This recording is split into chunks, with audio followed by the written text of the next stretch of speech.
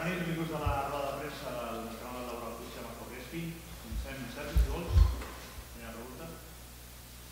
Bueno, ya se ha sido el último tiro básicamente. El equipo ha empezado muy mal, después ha habido la reacción. ¿Y qué le ha faltado al equipo para...?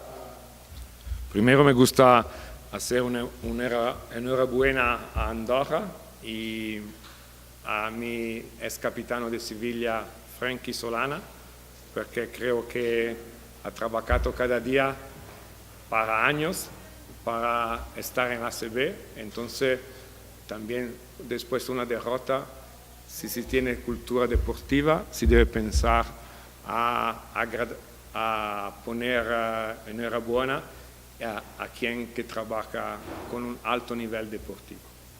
Y para la valoración del partido, creo que hemos jugado 2 partidos. El diferencial está de 24 puntos, menos 13, más 11.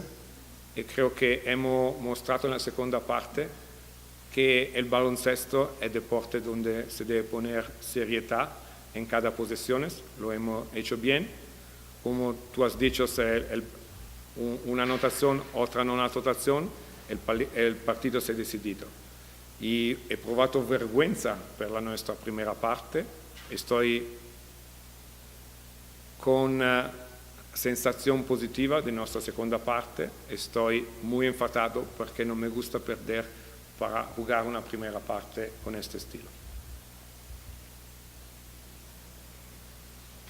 Supongo que viendo la segunda parte no tienes nada que recriminar a los jugadores, ¿no? Porque realmente no es un partido que se ha perdido por los errores en el final, quiero decir, ¿eh? Los dos equipos estaban a un gran nivel.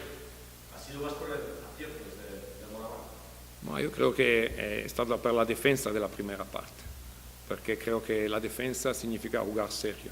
Y sabes, cuando hay un equipo que juega serio en la segunda parte, significa que este equipo trabaja para jugar serio.